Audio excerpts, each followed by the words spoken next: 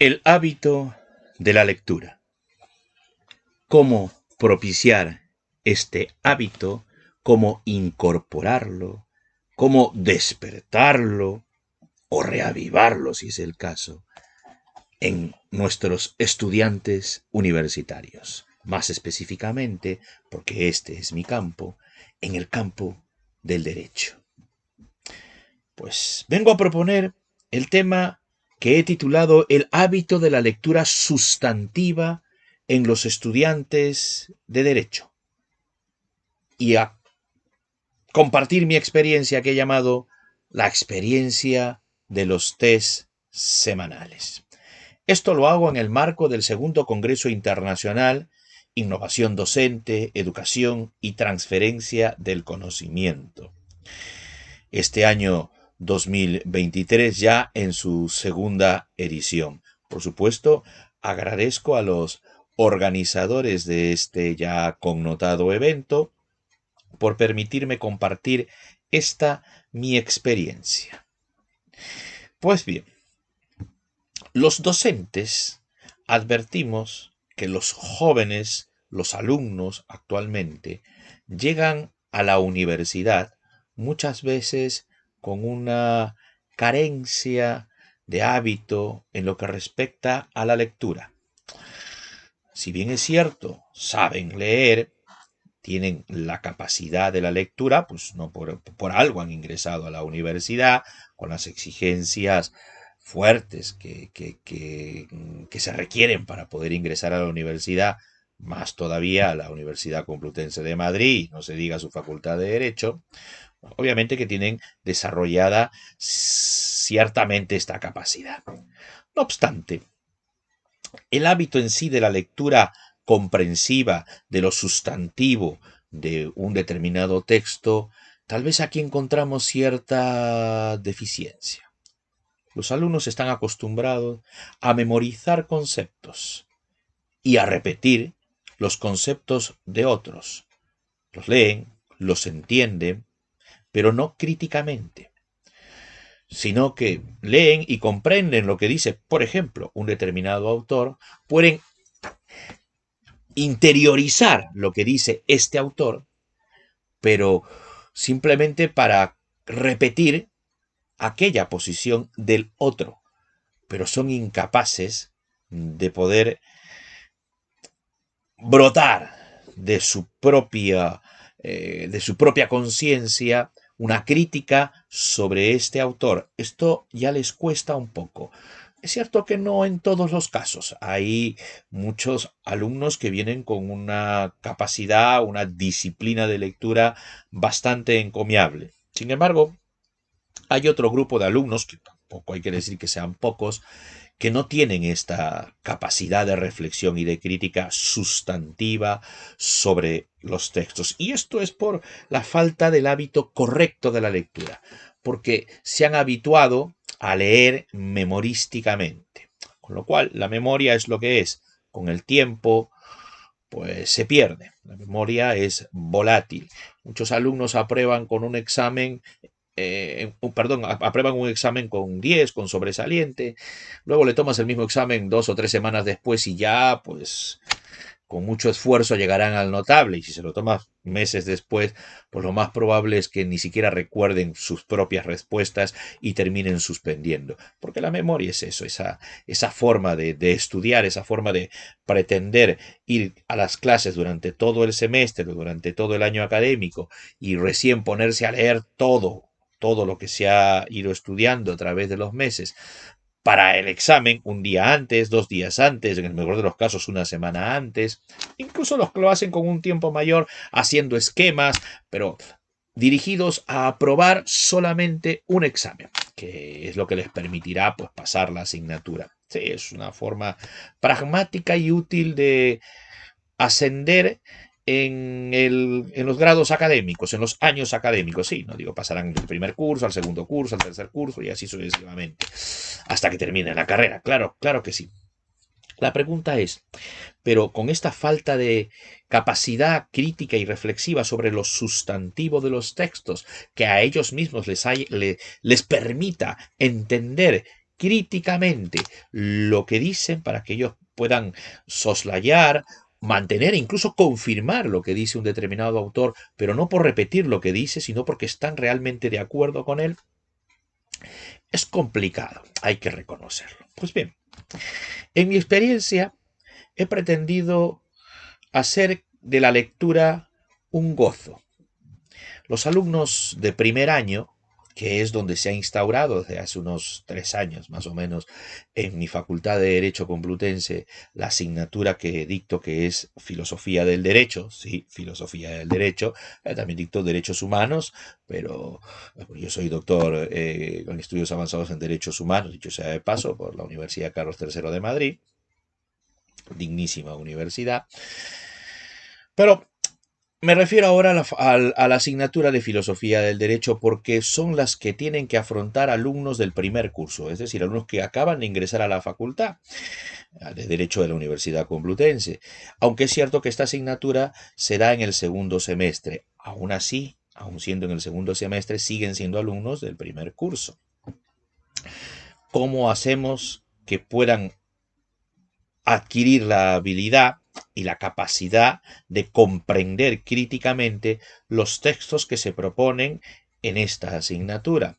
Pues he optado por los test semanales. Cada semana, siguiendo un manual de la asignatura, es decir, de Filosofía del Derecho, la semana anterior los alumnos tienen que leer cada capítulo que toque. Obviamente están advertidos del programa de la asignatura y saben que cada semana qué tema es el que vamos a tocar. Los alumnos, además, deben examinarse en ese test en un plazo máximo de 10 o 15 minutos, según sea el tema. Lo hacen en la misma aula, en el aula misma, con la presencia del profesor, es decir, con mi presencia. Yo estoy presente en esos 10 o 15 minutos que dura el test que desarrollan al final de cada clase. Antes de la clase, antes del test respectivo, el docente, yo, explico el tema, hago la clase sobre el que va a girar el test que van a desarrollar.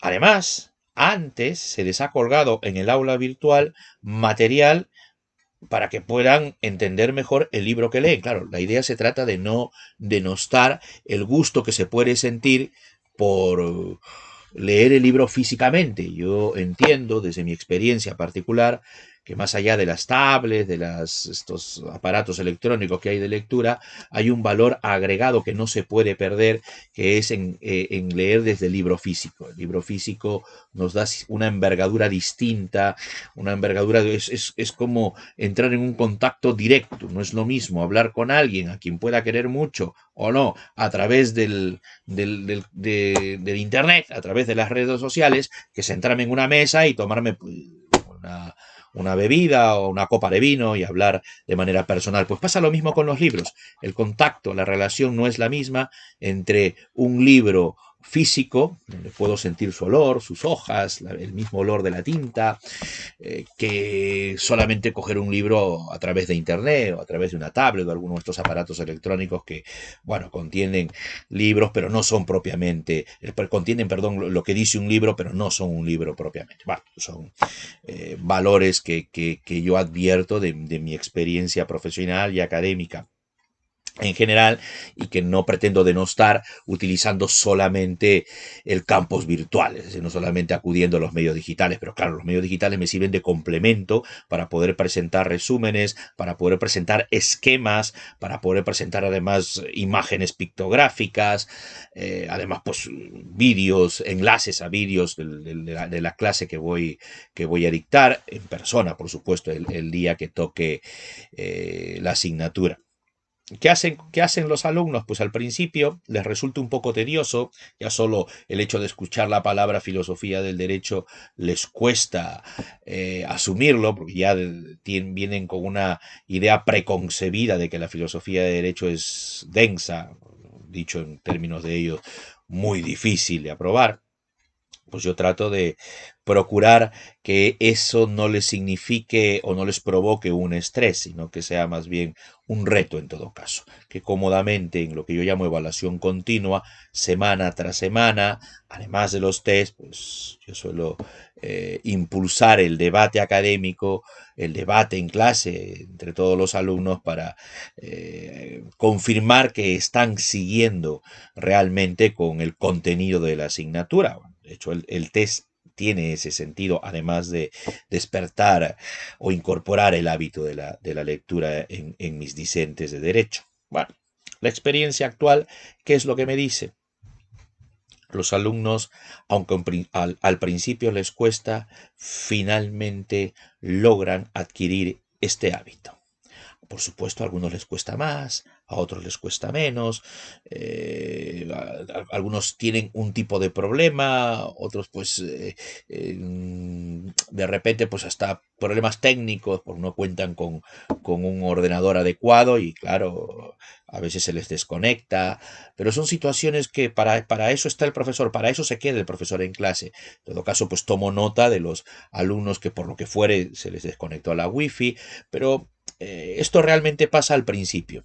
Ellos son nativos digitales, como digo, y bueno, al final, pues a la segunda, tercera semana, pues ya se mueven como pez en el agua. No necesitan mayor apoyo una vez que cogen la viada de esta forma de evaluar semanalmente a través de test, pues tranquilamente podrían hacerlo solo. Eso sí, el test, insisto en que tiene que ser individual, lo hacen además con el libro abierto. Claro, la idea, más que examinarlos, es ver que controlan el libro.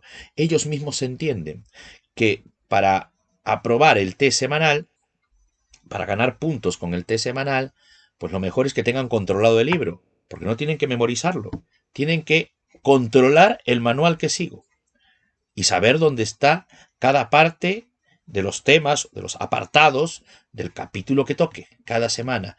Tienen que haber leído el libro. Al principio muchos pues no lo leerán por completo, lo leerán por encima, pero según van avanzando se dan cuenta que cuanto más controlado tengan el libro, porque lo dan con el libro el test cada semana, pues mejor les va, mejor puntaje van a ir consiguiendo y de alguna manera ya tienen la sensación de que la asignatura les puede resultar más fácil de aprobar si siguen la disciplina semanal de lectura. Y para comprobar que esta lectura no sea meramente repetitiva y memorística, pues promuevo el debate en clase, alumno por alumno, alumno por alumno. Sí, sí, ya sé que es tedioso, pero hay que hacerlo. Alumno por alumno, cada semana. Claro, no se puede en cada clase coger a todos los alumnos y preguntarle a todos los alumnos, pero sí hay que hacerlo, procurar que todas las semanas, que en general todos intervengan, porque la idea es advertir si realmente la lectura que se está haciendo es una lectura comprensiva o no. Obviamente siempre con la guía del docente. Hay que llevar libros. Yo soy del tipo de profesor que va con los libros a clase. Leo párrafos de los libros. Se los pongo, los libros, se los exhibo sobre el escritorio, de alguna manera para que vean los alumnos en el pupitre del profesor los libros estos que les dijeron que eran muy difíciles de entender. Pues yo trato de leer de manera comprensiva para que vean que no es así, no es tanto. Les puedo poner pues el himno de Ayn Rand, o puedo coger los diálogos de Platón, o puedo coger la misma teoría pura del derecho de Hans Kelsen, o el concepto de derecho de Hart, o un libro más simple, pues, ¿qué es el derecho de Sergio Cota? Por ejemplo, según el tema que sea y que corresponda. Hablo de situaciones propias que para ellos puedan resultar más cercanas con casos concretos de la política, de la realidad, incluso de su vida de juventud. Bueno, con esto logro y he logrado que los alumnos al final de cada semestre lean más de lo que habían leído muchas veces en su propia vida. Esto es una ventaja porque haces juristas críticos y reflexivos, porque a partir de la comprensión sustantiva de todo lo que hay, se despierta la capacidad de crítica, el interés por el por qué.